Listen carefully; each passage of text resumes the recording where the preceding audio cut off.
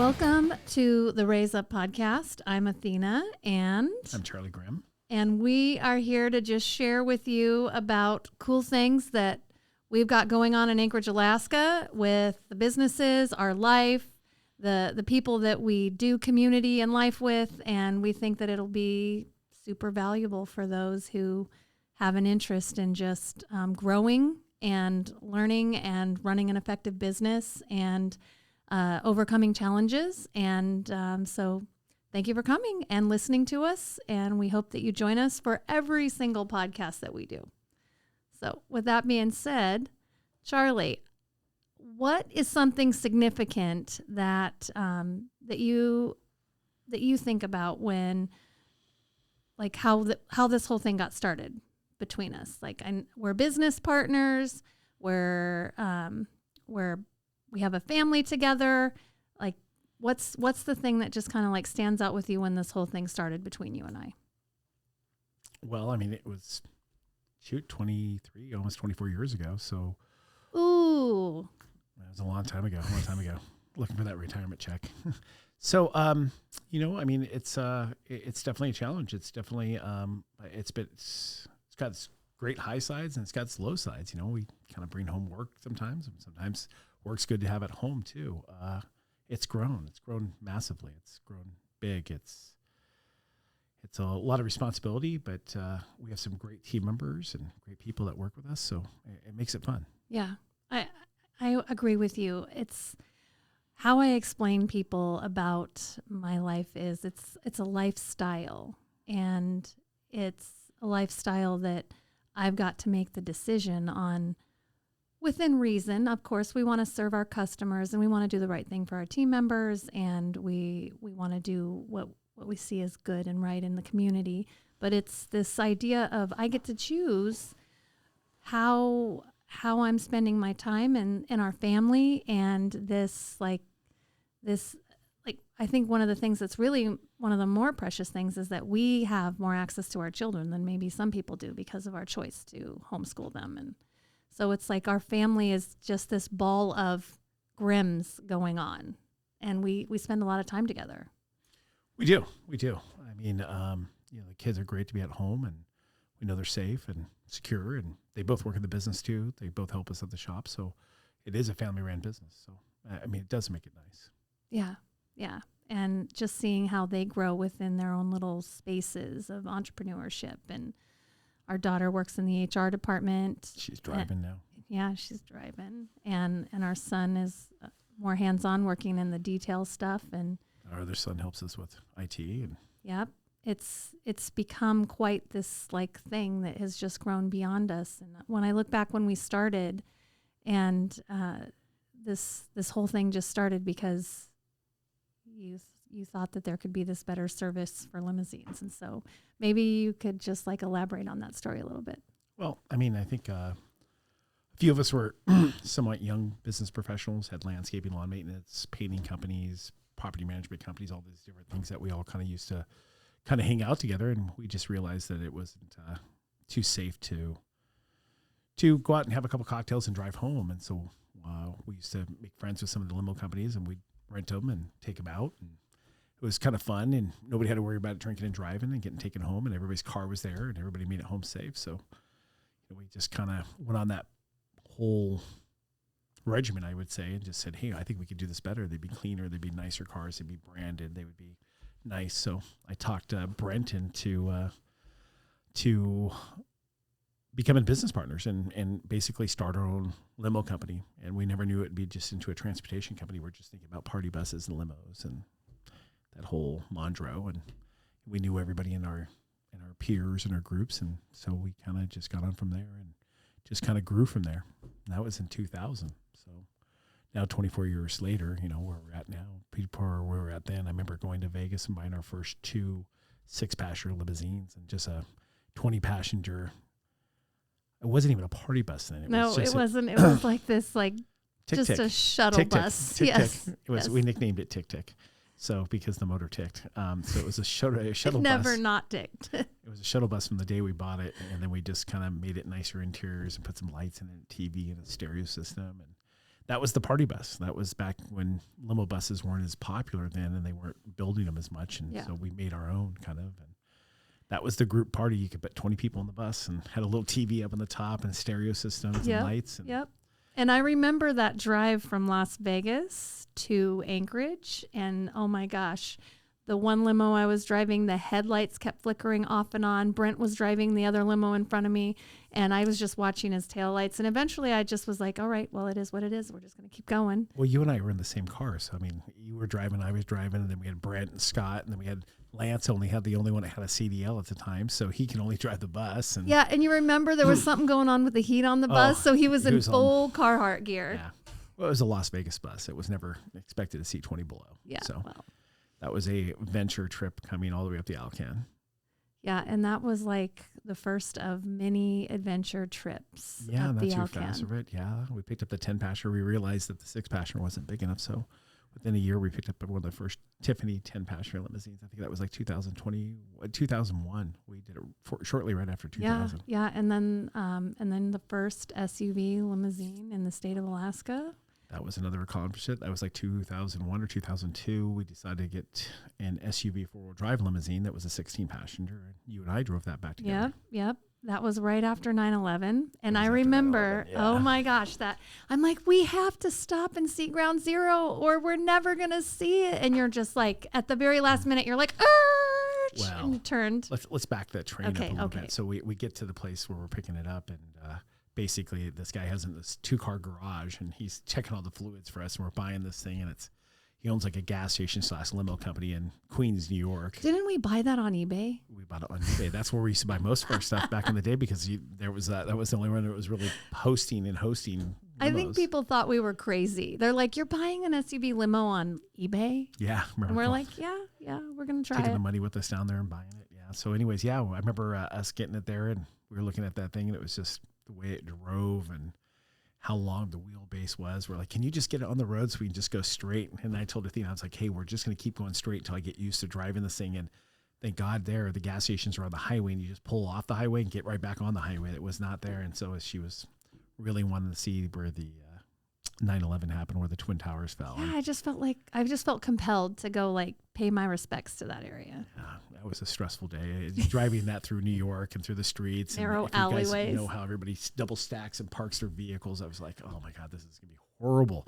But we got there, and then I remember we had some flip phones back then. I think that's what was our photo. And we had a Polaroid with us, and we jumped out, and she's like, guys, okay, we can only be 5 minutes, and we double parked in. I'm thinking somebody's going to tow this thing. Then I'm thinking to myself, who can tow this thing? And this thing's huge. It was like 34 feet long. Tow it. Yeah. So we put the hazards on real quick. We ran over. We took a bunch of pictures, and we ran back to the vehicle, and then drove off. Which I don't even know where those pictures are now. Yeah, I don't know either. It's like 17,000 phones ago, and I mean, who's carrying their Razor Flip anymore? Yeah, that was back then when cloud storage wasn't a thing. It wasn't a thing. Yeah. So you fast forward from that, and we drove that all the way back up the Alaskan again, and we made that trip back. What was it?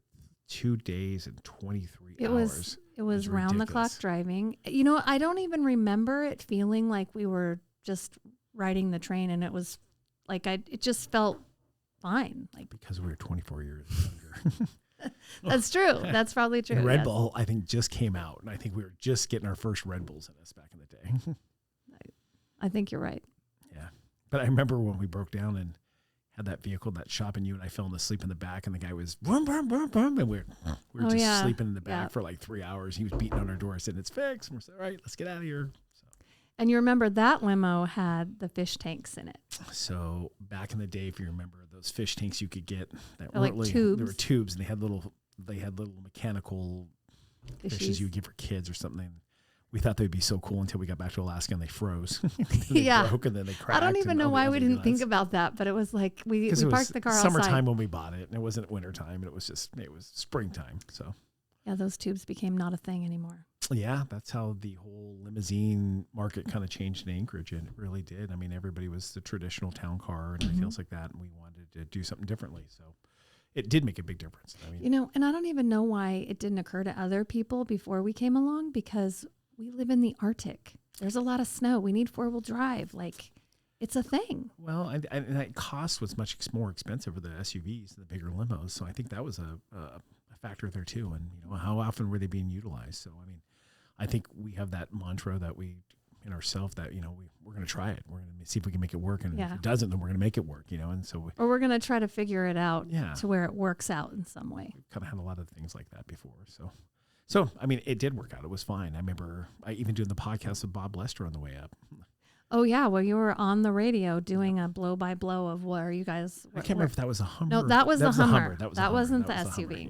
So that was the second SUV that we got. But we had to get the SUV up here in a certain time because we had it rented like 2 days later after we got here. Yeah. So we were already taking pre-reservations for it. Yeah. Yes. To get it out. So, but it was the look of the town. Yeah, it got a lot of attention, and it was special, and it's it's in Alaska's history, really. We had that for a while too, so it was a good limo for us. Yeah. It was a really good limo. Yeah, that's cool to be a part of. But what I think about BAC has really become this entity in our community of we're not just the person that touched you at prom where you're riding a limo. We're also the company that your kids come to work at for the first time through our ambassador program at the airport. And then we're also that person or that company that picks you up at the airport when you're coming back from your honeymoon. And it's remarkable to think about all of the different threads that BAC is a part of just in our region of how we touch people. And when we decided, I wanted to talk about the ambassador program a little bit. So part of what BAC does for those of you who don't know us is we have this access ambassador program at the airport where we're doing wheelchair assistance for people who fly in on a particular airline that we work for, and Alaska Airlines. We hire as young as 16 for that position, and it's so cool to see. Mom drops the kid off at orientation, and she's just excited. They're so excited that this is their first job, and that we get to responsibly and really like in a loving way, like carry them through, like what is a 40-hour work week, or what is part-time?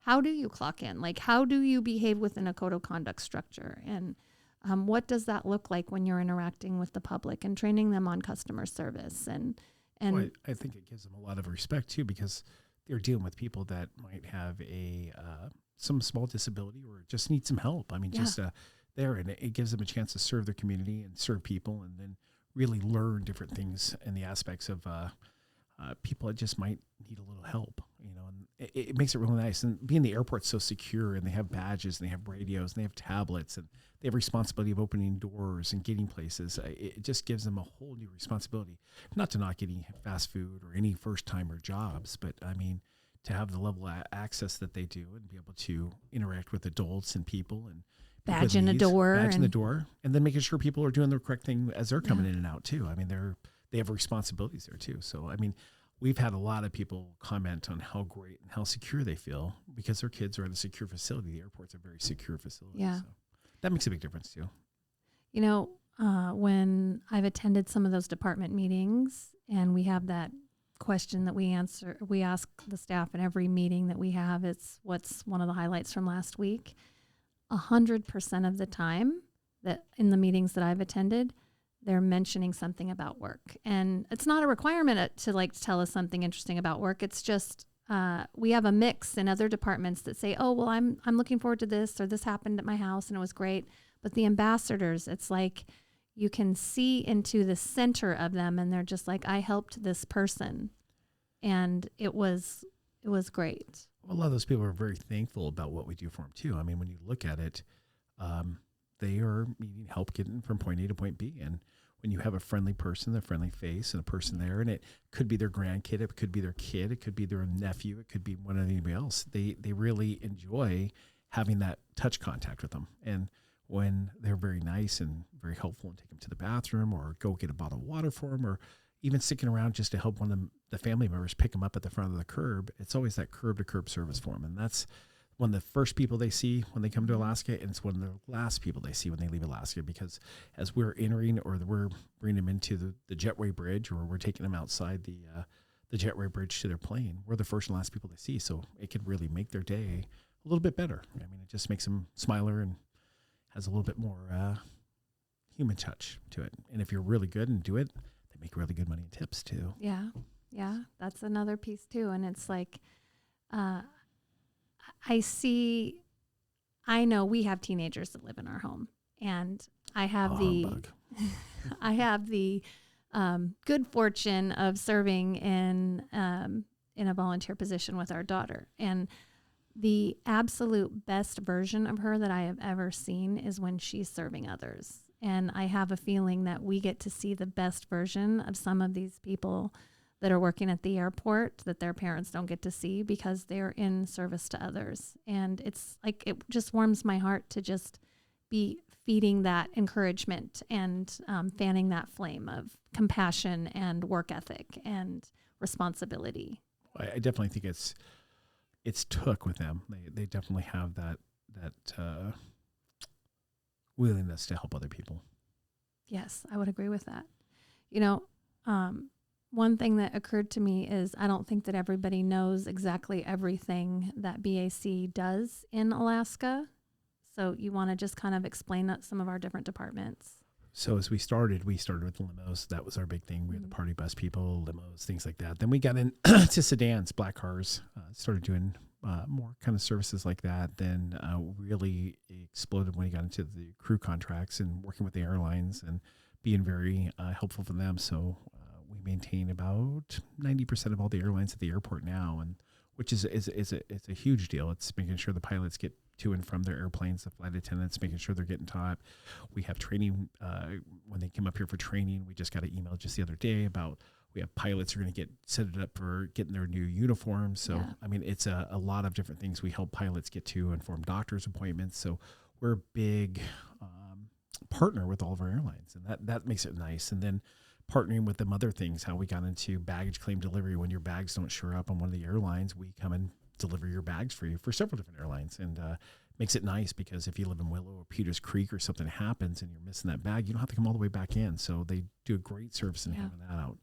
Then we got into the wheelchair services. Wheelchair services are another service that is a very helping service. And, you know, we have over 60 ambassadors at the airport that work on a continuous basis there 24 hours a day. And then, you know, it just came into more and more things that we do. And then we got into lot rentals, which is a different business than ours, but it was within the same compounds of the same facility, our campus. And lot rental was really good, renting spaces out for people. So, I mean, it really helped out a lot. And then we help in the community towards other things. We have another business, an ambulance service, which we'll be talking about that in another cast. But we have a wheelchair division that AMT opened up. BAC opened it up first, then we switched into AMT because we have an ambulance service too. So we provided wheelchair services for the hospitals. We do it for kidney dialysis. We do it for radiation appointments. We pick up people 24 hours a day, 7 days a week.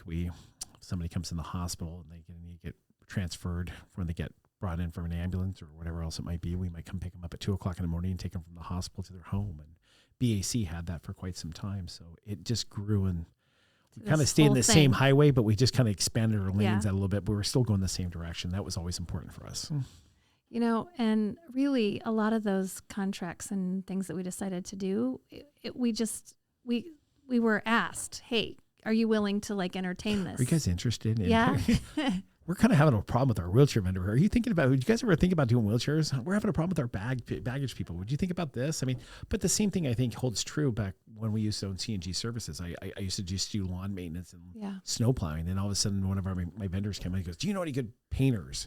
I can't find any painters. And I'm scratching my head. I'm like, what's it mean to paint? You know, what does it do? So I can hire some painters. So we hired some painters, and all of a sudden I was getting, you know, hundreds of thousands of dollars in painting contracts and really learning that business, and did that for quite some time for interior, exterior, commercial. So I don't think it's any different than what we believe in, is that if there's a way to make it happen, we can. If it's a good way and if it makes sense, it's profitable and it's good for the community, we kind of jump into it. So, but I think over the years we've kind of grown that being in all these different industries, sometimes we're just better to be in our kind of lanes and do it. And you know, there's nothing wrong with it. Now we're kind of building our real estate portfolio now. So that's another form of area, buying more properties, getting those set up for STRs and midterm rentals and long-term rentals. So, I mean, and then just being a part of the community. I mean, as Athena was saying earlier, and I really want to touch on, is when she was saying touch points, when we get on the airplane and we have one of our BAC vests or jackets on,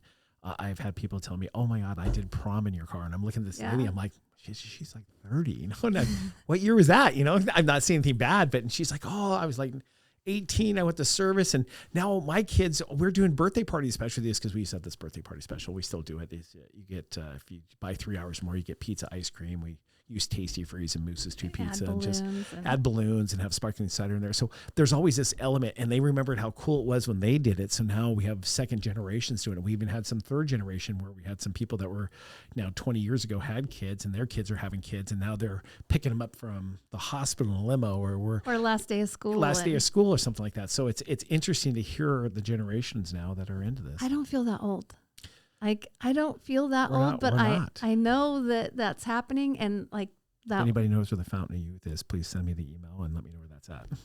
So it's like, but yeah, I do look at that, and you know, you brought up CNG services, and really, that was the core business back when we were kind of in that entrepreneurial spirit of like, that was our core, and BAC was kind of like a side hustle, and like we had a fundamental thing that happened within that shifted us.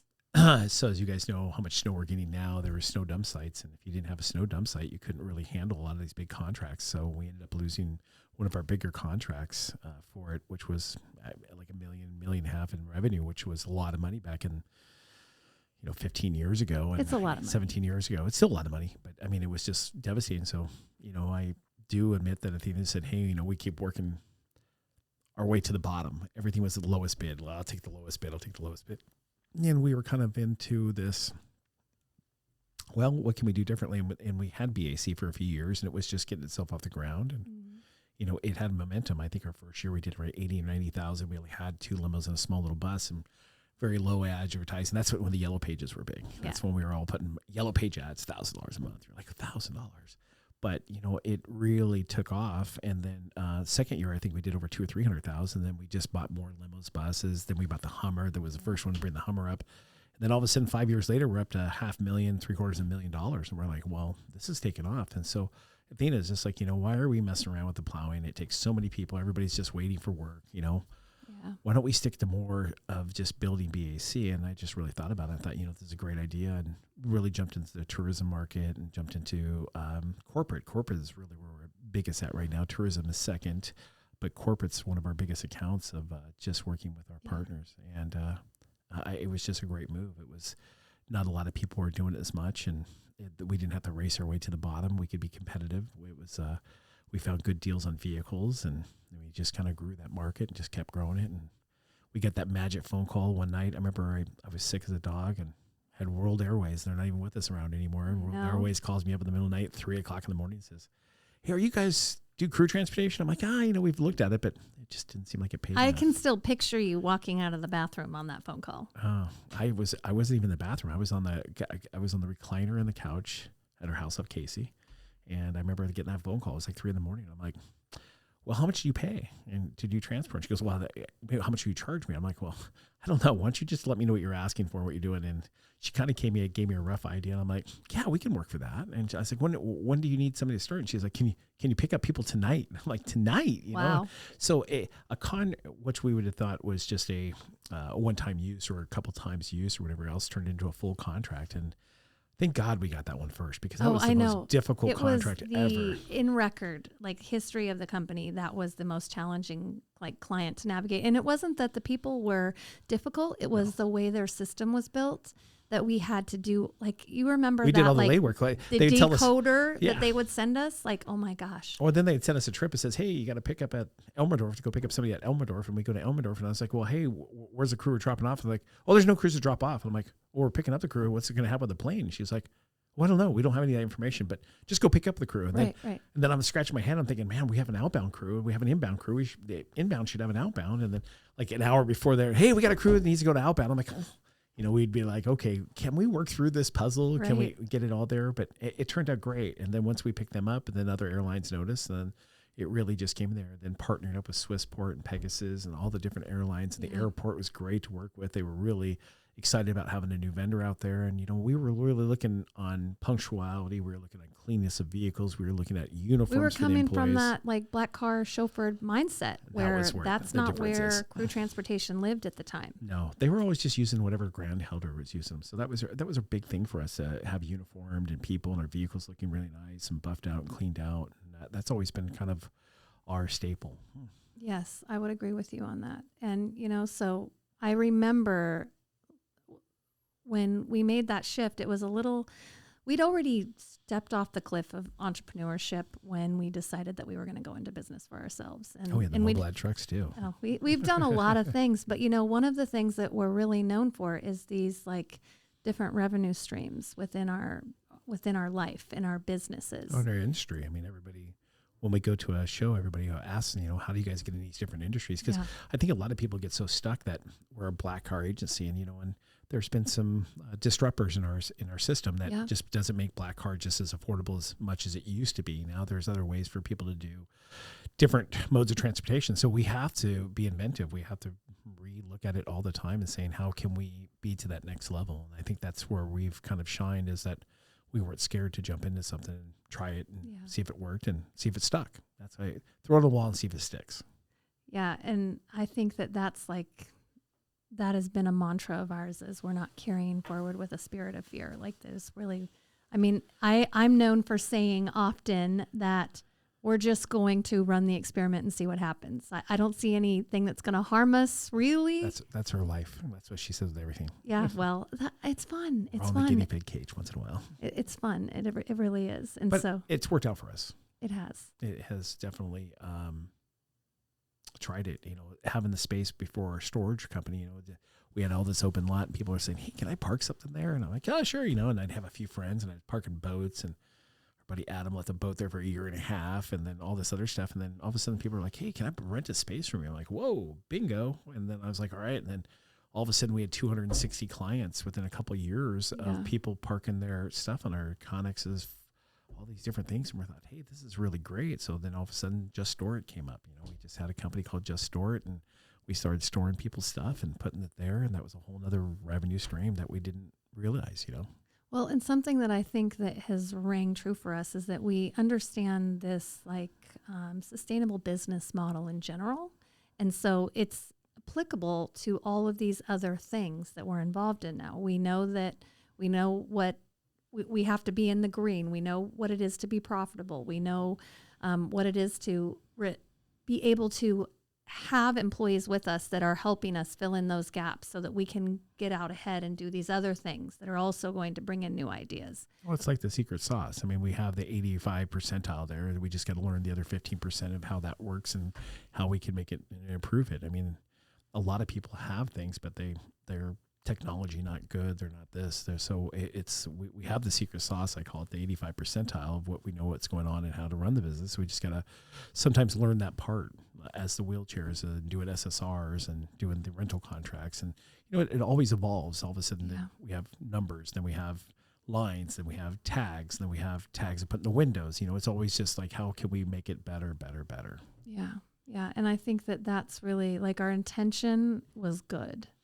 In each area that we stepped into, it was either we're going to help you in this spot. I don't know how it's going to work out, but we're just going to roll it and see what happens. And I bring a particular set of skills to the team, and you bring a particular set of skills to the team. And at the end of the day, we're still here. And so that's one of the questions that I get asked quite a bit from women that are in business. Is it's like, how have you managed to be in partnership with your husband in all of these different areas? And it's like, it was not so awesome the first 5 years or so because I was really immature. And I really had this idea that I needed to be doing.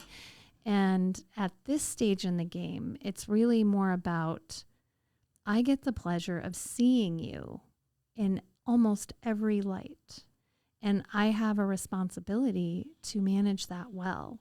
And so I get to see when things don't quite go as it was planning, and we have an unintended outcome when you've made a decision. I get to see when things really rocket and it was oh, that was a great idea. especially when it comes to, you're always the one who's thinking forward about vehicles and accessories and all of this stuff where I don't even have to really think about what light shows in the limo, because you're already on top of that. And you don't have to think about what's the process for this, and this, because I've already met with the accounting team and this is what we're doing and all of that. But it's like I have this richness because we've gone on this journey together in my leadership style, because I understand now that I can choose to have this great experience with you, or I can choose to get stuck on things that I think aren't going so well. And I think that that's really the message for women who are working with their husbands is you get to choose. And regardless of what you choose, it's still going to be your choice. And what you choose is going to be how your life goes. And I really appreciate that about our relationship and who you are, because we are not the same. We have different leadership styles. We have a lot of different interests, but you've managed to balance that really well in this season of our life, and I'm so grateful. Well, I don't know if I've balanced it really well, or I've just on a teetering tot and just figuring out which way to go some days. But I tell you that it is difficult, and is in our earlier age, definitely. As it's coming in a little bit later in our age now, it's more doable, but it is some sacrifices either way. I mean, you're used to doing things one way, and then you kind of give up this. And as we get more managers, we give up more responsibility. And, one of the big things I love to do is make sure all the contracts are taken care of. And I always looked at what customer we had and who was going to be the best pick. And then we had some other managers came in, and we went from, 12, 15, 20 trips a month or a week in the very beginning to, we average over 250 trips, 300 trips in the summertime. Right now, I think we're averaging around 200 trips a day. And that is not a duty I want to do anymore. And so I found out that I am not the best person to do those. Even though it's so funny, it's like once in a while, the guys will call me back up and say, hey, especially in the summertime, we got multiple vehicles. We have double book vehicles. And how are we going to do this? And when I kind of scan through that thing and I'm like, well, Bach 10's out 7 times. Why don't we just put it out one time with this one vehicle all day long, and we free up 4 vehicles? And it's like riding a bike for you. Well, it's second nature, because 24 years into it, we're just doing it now. So it just looks at it. But then sometimes I look at somebody else's screen. I'm like, wow, I don't even understand your screen here. But I am not the technology driven. I am not the person that is the behind the scenes more of it. I like to be in the front of the scenes and working with our customers and working on new develops and contracts and relationship bounds. I love the relationship side of it. I love to go take to lunches. I love to talk about what the problem is. How can we fix it? Can we make this work? And there's always these people that say, hey, Charlie has this dream and he paints the whole thing and then he gives it to Athena and she makes it happen.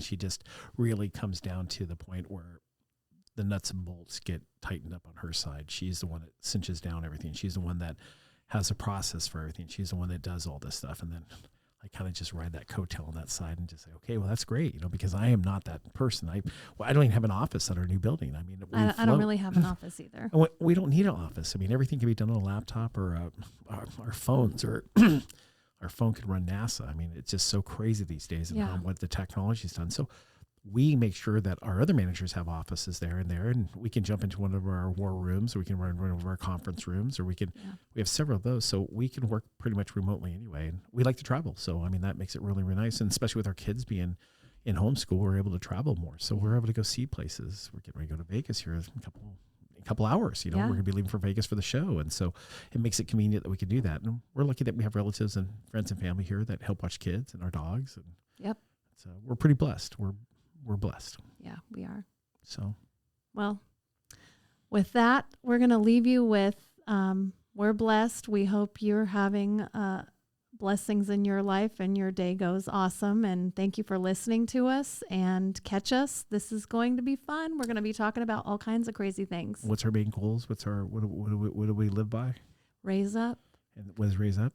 Raise up is responsibility, accountability, integrity, service, engage, understanding, and perseverance. And, I think we understand the responsibility and accountability, but the integrity piece is not just like be honest or do the right thing. It's like be true to who you are, like your authentic person. And I explain this to the team with, don't agree to do a night shift if you're a morning person. Something as simple as that. Stay in your lane. Yes, yes. And then, of course, service and engagement, that's pretty self-explanatory.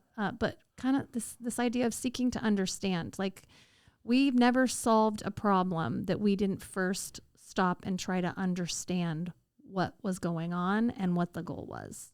Or there's not many problems that have come up that we already haven't tackled. I mean, on the way here, there was a bumper accident today. You know, Yep. I mean, it's what do? Our manager goes out to the scene, takes a look at it, figures out what's going on. We help the person. We take care of it. If it's our fault, we take it immediately and we take care of it. And if it's theirs, we work through the insurance companies how we can do it. But there's a process for everything that we have coming up, and there's not too many things that have come up that we haven't already incurred in the last 24 years. Yeah, but so we've got it kind of mapped out and figured out. there's always at the this point. leprechaun out there. There's always a leprechaun that we haven't That's figured true. out. That's true. There's not a sheik that tells me that he wants to sacrifice an animal. I mean, Hey, that's for another podcast. That's another there. podcast. But I mean, there's different things that do come up that we just have to be prepared to kind of tackle that problem. And I think that that's the understanding piece. But the last piece is probably one of the more important core values that we have, and it's perseverance. And it's not about just hang out and deal with things that aren't awesome or people treating you badly or whatever and just like power through it. It's about stepping into courage. And that's how I see perseverance, is that we have had to step into courage and in so many areas of our business. And I'm looking forward to sharing a lot of those stories that we have. Yes, that's be a big one. Yeah. But with that being said, that's Raise Up. That's what we're doing. Thank you guys so much. Thank you guys for joining us. Hope you watch our channel.